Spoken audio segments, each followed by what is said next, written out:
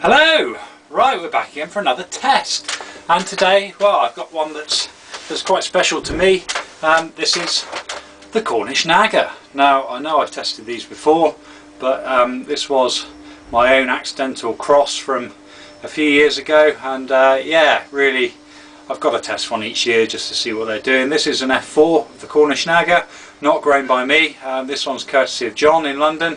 And yeah, my Cornish Naga plant, well, it's actually behind the camera. It's a pretty sorry looking sight, to be quite honest.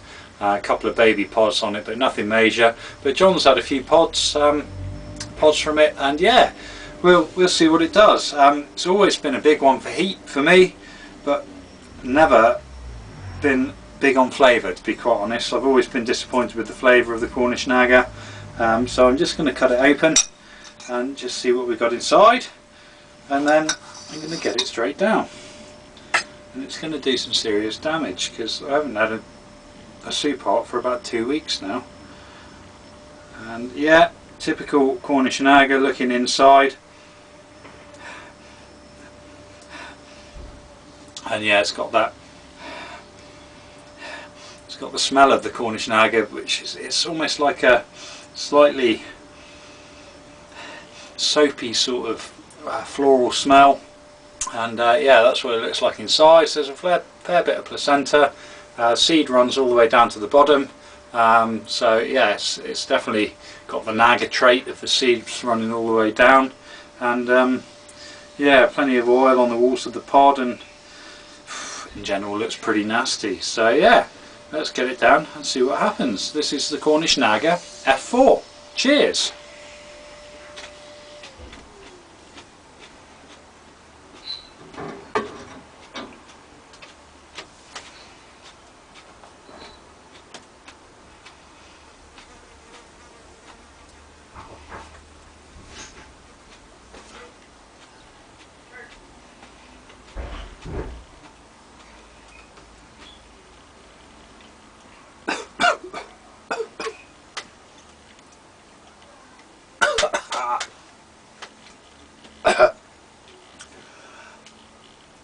Oh wow,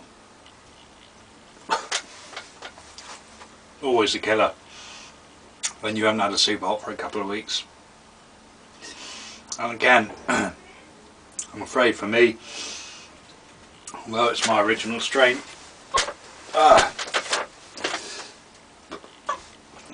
the flavour's just not to my liking. Not to my liking. Not too bitter actually. Did have a touch of sweetness, but in the background, that soapy, horrible flavour, which I just don't like. But the heat,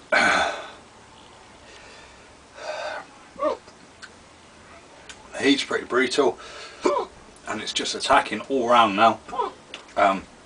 It's starting to build in the throat, which I know is where it's going to really grow, but all around the lips, gums, mouth, tongue, pretty much everywhere. It's starting to build. It's actually going for the tongue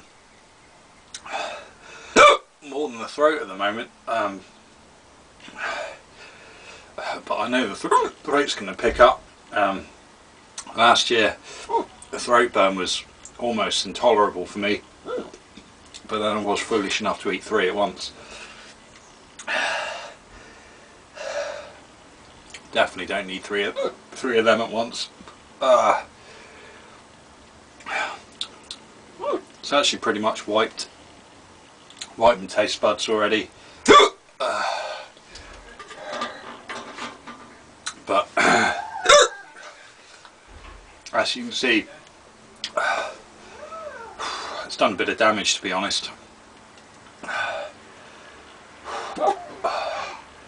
Although it's not quite as bad as I was expecting. I was expecting worse.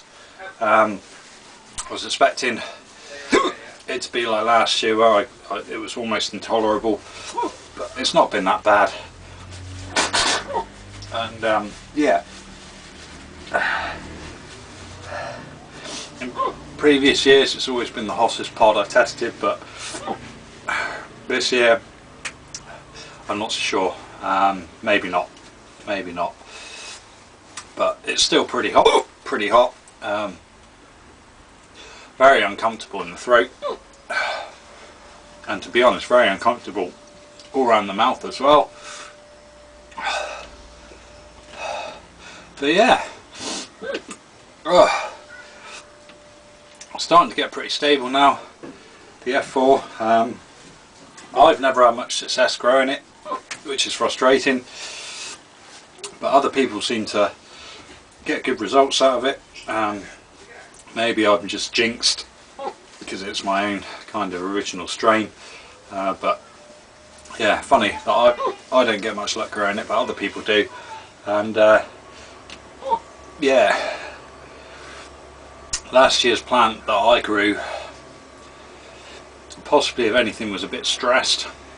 I had a few problems with it, and it didn't look like the best of plants, and sometimes those plants which don't look very healthy put out mean killer pods, because the plant's not being happy stresses them, and that stress induces extra heat into the pods. But yeah, I mean, let's say you don't want a pod much hotter than that. That's enough to do some damage, but